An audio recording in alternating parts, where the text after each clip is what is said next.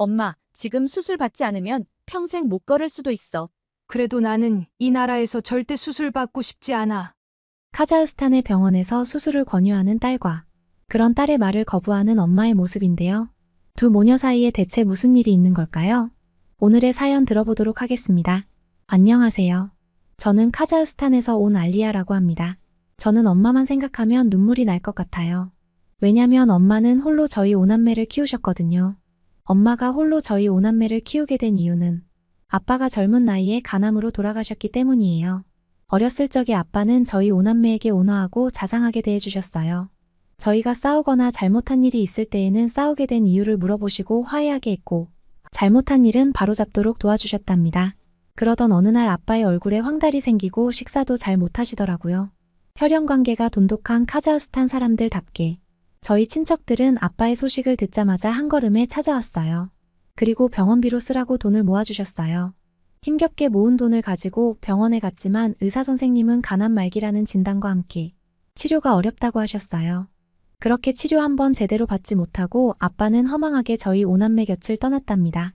이때부터 엄마는 여자의 몸으로 혼자 저희 오남매를 키우셨어요.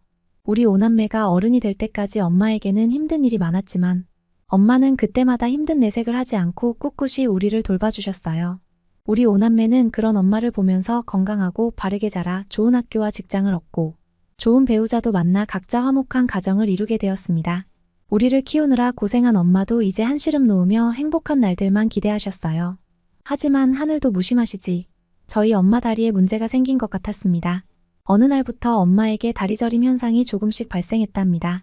저는 당장 병원에 가자고 엄마에게 말씀드렸지만 엄마는 괜찮아 이러다 말겠지 하시면서 별로 대수롭지 않아 하셨어요. 며칠 뒤 엄마의 뒤에서 걷다가 엄마가 절룩거리며 걷는 모습을 보게 되었어요. 엄마 몰래 흐르는 눈물을 감추며 엄마를 설득해서 병원에 모시고 갈 방법을 찾고 있었어요. 시간이 지날수록 엄마의 다리저림과 감각 이상이 강도가 세지고 잦아지더니 일상생활을 하지 못할 정도로 심해졌답니다. 이전과는 달리 골반부터 발가락까지 다양하게 통증과 저림 현상이 발생하였고 서 있는 것조차 힘겨워하셨어요. 그래서 저는 억지로 엄마를 모시고 병원에 갔어요. 엄마는 괜찮다고 말씀은 하시지만 통증으로 힘들어 얼굴이 일그러지기 일쑤였고 걷는 것조차 불편할 정도로 많이 고통스러워 보였어요. 그렇게 엄마와 함께 간 병원에서 저는 충격적인 얘기를 들었습니다. 카자흐스탄 병원에서는 엄마가 요추 4에서 5번 디스크 탈출이라는 진단을 했고 통증이 심한 4단계 상태로 즉시 수술을 해야 한다고 권유했어요. 그리고 의사 선생님은 하지 마비와 대소변 장애가 나타나고 최악의 경우 걷는 것조차 어려워질 수 있다고 말했어요. 저는 엄마에게 바로 수술을 하자고 했으나 엄마는 고개를 저으셨어요. 시간 끌면 엄마 평생 못 걸을 수도 있어라고 설득했지만 엄마는 한사코 고개만 계속 저으셨답니다. 엄마가 수술을 거부하시는 데에는 그럴 만한 사정이 있었답니다. 바로 저희 옆집 누르잔 아저씨 때문이었죠. 누르잔 아저씨는 6개월 전에 맹장 수술을 받게 되었어요. 하지만 수술이 잘 되었다는 의사의 말과는 다르게 누르잔 아저씨는 아직도 병원에 입원해 있는 상황이에요. 처음 수술한 병원에서 한 달 만에 퇴원했지만 집에 와서도 배가 계속 아파서 일도 못하고 누워있게 되었습니다. 그러던 중 극심한 통증에 응급실에 실려가 진료를 받았는데 글쎄 수술 가위를 뱃속에 넣고 봉합했다는 충격적인 이야기를 듣게 되었어요. 수술 가위를 꺼내기 위해 또다시 개복 수술을 해야 하는 상황이었고 어쩔 수 없이 카자흐스탄에서 두 번째 수술을 하게 되었어요. 막상 수술을 하고 보니 가위가 있던 자리에 심한 염증과 괴사가 일어나고 생명이 위독한 상태였어요. 엄마는 누르잔 아저씨의 이야기를 하시면서 카자흐스탄에서의 수술은 절대 안 된다고 하셨어요. 완강한 엄마의 반대에 저는 어쩔 수 없이 발걸음을 돌려야 했습니다. 하지만 하루하루 지날수록 엄마의 통증이 심해져서 그냥 있을 수 없었어요. 카자흐스탄의 다른 병원에서 진료를 받았지만 모두 수술을 권유했고 그때마다 엄마는 카자흐스탄 병원에서의 수술만큼은 안 된다고 하셨어요. 답답한 마음에 수술 없이 치료할 수 있는 방법을 물어보았지만 카자흐스탄 병원에서는 그런 방법은 없다는 말만 했답니다. 그래서 저는 수술 없이 엄마의 디스크를 치료할 수 있는 방법을 찾기 시작했어요. 마침 구글에 검색하니 많은 외국인 환자들이 허리와 목의 통증 치료를 위해 한국의 한방병원을 찾는다는 것과 한국에서는 수술 없이 한방치료로 엄마의 심한 통증을 치료할 수 있다는 것을 알게 되었어요. 저는 한국이 아시아의 작은 나라이며 전쟁으로 폐허가 된 가난한 곳이라고 알고 있었어요. 물론 카자흐스탄에서 한국의 케이팝과 드라마가 알려지긴 했지만 크게 관심을 두지 않아서 과연 한국에서 수술하지 않고 엄마의 통증을 치료할 수 있을지에 대한 의심이 생겼어요. 게다가 말도 통하지 않는데 제대로 진료를 받을 수 있을지에 대한 걱정도 있었답니다. 그렇지만 수술을 완강하게 반대하는 엄마에게 이 방법 말고 다른 방법을 찾을 수는 없었죠. 구글 검색으로 한방치료의 과정에 대한 정보를 좀 더 알아보니 이미 한국에서 한방치료를 경험했던 사람의 후기를 찾아볼 수 있었어요. 한국의 한방병원에서는 국가별로 전담 코디네이터를 배정해주고 있으며 코디네이터로부터 입국에서 귀국할 때까지의 모든 절차와 서류 안내에 대한 종합 서비스를 제공받을 수 있다는 정보를 발견했어요. 저와 엄마는 당장 한국으로 가기로 결정했어요. 비행기 표를 예매하고 한국으로 가는 도중에도 작은 불안감을 떨칠 수가 없었어요. 비행기 안에서 과연 한국 같은 작은 나라에서 정말 제대로 된 치료나 할 수 있을까 하는 의심이 계속 들었어요. 저에게는 한국은 아직까지도 전쟁으로 폐허가 된 아시아의 작은 나라였기 때문이죠. 드디어 비행기가 한국에 도착했고 입국장 문이 열리는 순간 저는 인천공항의 규모에 입을 다물 수가 없었답니다. 어떤 나라보다 크고 거대한 인천공항의 규모는 저뿐만 아니라 주위에 있는 다른 외국인에게도 매우 놀라운 장면이었어요. 게다가 인천공항의 바닥에는 쓰레기는커녕 먼지 하나 보이지 않고 화장실에는 물기 하나 없이 청결한 관리 상태에 한 번 더 놀라게 되었어요. 마침 한방병원의 전담 코디네이터 분이 친절하게 공항까지 마중 나왔고 준비된 차량을 타고 병원으로 향할 수 있었어요.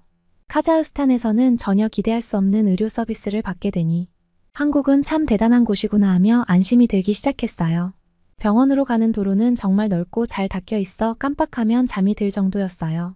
게다가 도로 양옆으로 즐비한 초고층 건물들이 저와 엄마를 반갑게 반기는 것 같았어요. 이동하는 차량 밖으로 보이는 한국은 전쟁으로 폐허가 된 가난한 곳이 아닌 깨끗하고 부유한 나라의 모습이었답니다. 예약된 한방병원에 도착한 엄마와 저는 두 눈이 휘둥그레졌습니다. 병원의 크기도 크기이지만 한 층 전체를 엄마처럼 외국에서 온 환자들을 위한 국제진료센터로 운영하고 있었어요. 한국 환자들과 함께 진료받는 모습을 상상하고 왔던 저의 걱정이 한 번에 해결되는 순간이었죠. 병원의 규모와 서비스에서 전문성이 막 느껴지기 시작했어요. 게다가 의료진들은 3개 국어를 구사할 수 있어서 환자들과 별도의 통역 없이 진료가 가능해서 제가 괜한 걱정을 했다는 생각이 들더군요. 정확한 허리디스크 진단을 위해 MRI 촬영이 필요하다는 안내를 받고 검사실로 향했어요. 한방병원이지만 MRI 검사도 한다는 사실에 안도감도 들고 놀라기도 했답니다. 검사 결과도 오래 기다리지 않고 바로 나와서 정말 깜짝 놀랐어요. 한방병원 국제진료센터의 김민철 교수님에게 검진 결과에 대한 설명을 들을 수 있었는데요. 엄마의 경우 허리디스크가 맞지만 다행히 수술을 필요로 하는 정도는 아니라고 하셨어요.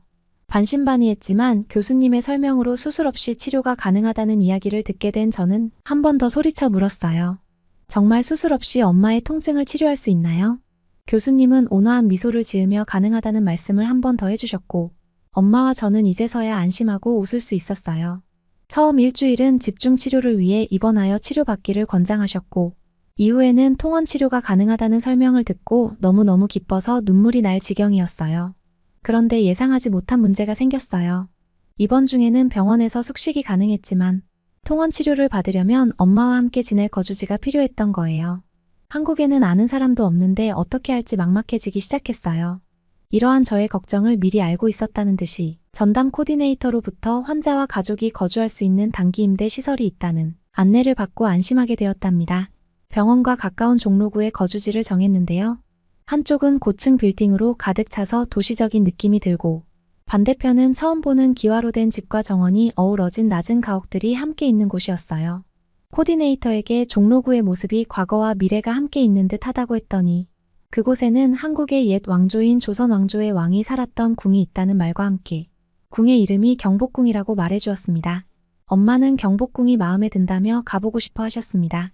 엄마가 저희에게 하고 싶은 것이 있다고 말씀하신 것이 놀랍게도 처음이라 마음이 아프면서 한편으로는 한국에 오기를 정말 잘했구나 하는 생각도 들었어요. 일주일 뒤에 엄마의 허리 통증이 통원 치료 중 많이 완화되어 허리 근육 강화도 함께 해야 한다는 의사 선생님의 말씀이 있으셔서 산책처럼 걷는 것도 가능한지 물어보았어요. 무리하지 않으면 괜찮다는 의사 선생님의 말씀을 듣고 경복궁 투어를 가게 되었습니다. 경복궁에서는 한국의 전통 문화와 한복 체험을 할 수 있었는데요. 엄마와 저는 한복을 입기 위해 주변의 한복 대여점에 방문했고 직원이 추천해주는 한복을 받자마자 너무 예쁘고 고운 색감에 반하지 않을 수 없었어요. 엄마도 저와 같은 생각을 하고 있다는 것이 느껴졌답니다. 한복으로 갈아입고 거울을 보는 순간 경복궁에 살고 있는 사람처럼 보였어요. 머리 모양도 한복에 맞게 손질해 주셔서 더욱 그렇게 보였답니다. 가이드의 안내를 받으면서 궁의 이곳저곳을 관람하고 사진도 많이 찍었어요. 주위를 둘러보니 우리처럼 한복을 차려입고 사진을 찍는 사람들이 많이 보였어요. 그때 찍은 사진은 지금 보아도 너무 아름답고 예쁘게 나와서 주변의 친구들에게 추천하기도 한답니다. 한국에 대해 전쟁으로 폐허가 되었었고 아직도 종전이 되지 않은 나라로 알았는데 경복궁을 관람하면서 한국의 역사와 전통 문화에 대해 설명을 들을수록 문화의 힘이 큰 나라라는 생각이 들더군요. 뿐만 아니라 엄마와 저는 한국의 문화와 음식에 푹 빠지게 되었어요. 경복궁 관람이 끝나고 인사동으로 이동하여 불고기를 저녁으로 먹었어요. 카자흐스탄에도 소고기 요리가 있지만 한국의 불고기는 부드럽고 자극적이지 않은 양념의 달달한 맛까지 있어서 위로받는 느낌을 주는 맛이었어요. 불고기와 함께 나온 반찬에는 백김치와 잡채라는 음식도 있었어요. 잡채는 투명하고 쫄깃한 면을 달고 짭조름하게 야채와 함께 볶은 요리 같았어요. 식감도 쫄깃하고 야채와 함께 먹을 수 있어서 만족스러웠답니다. 백김치는 엄마의 입맛을 사로잡았는데요. 야채에서 이렇게 사이다같이 톡 쏘고 시원한 맛이 난다는 것에 엄마는 신기해하셨고 백김치를 따로 살 수 없는지 물어봐 달라고 하셨어요. 저는 식당 사장님께 엄마와 함께 한국에 방문하게 된 사연을 설명하고 백김치를 따로 구매할 수 있는지 물었어요. 백김치가 외국인의 입맛에 맞는다는 것에 놀란 식당 사장님은 반찬은 따로 판매하지 않지만 엄마의 빠른 건강 회복을 바란다며 백김치를 포장해 주셨어요. 따뜻한 한국인 사장님의 마음을 받으며 숙소로 돌아오는 길은 지하철을 이용했어요. 지하철역과 역시설도 인천공항과 마찬가지로 먼지 하나 없이 깨끗하고 청결하게 관리된 모습을 볼 수 있었어요. 지하철에서 주위를 둘러보니 한국 사람이 원래 이렇게 키가 컸었나 할 정도로 훤칠하고 옷도 너무나 세련되게 입은 것을 보고 다시 한번 놀랐답니다. 한방 디스크 치료를 받은 지 1년 6개월이 지나고 나서 엄마를 그렇게 힘들게 했던 심한 통증은 온데간데 없이 사라졌고 지금은 일상생활에 전혀 문제없이 건강하게 보내고 있답니다. 한국의 한방병원에서 카자흐스탄어로 된 복용 설명서를 제공해주고 카자흐스탄에 돌아가서도 한약을 복용할 수 있도록 해외 배송까지 해주셔서 완전한 치료가 가능했어요. 이번 일로 엄마와 저는 한국의 선진화된 한방 의료 기술과 시스템에 감동을 받았답니다. 한국이 전쟁으로 가난한 아시아의 작은 나라로만 여겼던 저의 생각이 정말 어리석었다고 엄마에게 말해드렸어요. 저에게 한국은 수술을 한사코 거부하던 엄마의 병을 고쳐준 아주 고맙고 특별한 나라가 되었답니다. 심한 통증으로 걷는 것조차 어려웠던 엄마와 함께 한국을 찾은 카자흐스탄인 알리아의 사연 어떠셨나요? 5남매를 홀로 키운 알리아의 엄마가 한국에서 치료받고 건강을 되찾게 돼서 정말 흐뭇합니다. 오늘의 사연이 마음에 드셨다면 구독, 좋아요, 알림 설정 부탁드립니다. 다음에 더 좋은 사연으로 찾아뵙겠습니다. 오늘도 행복한 하루 보내세요.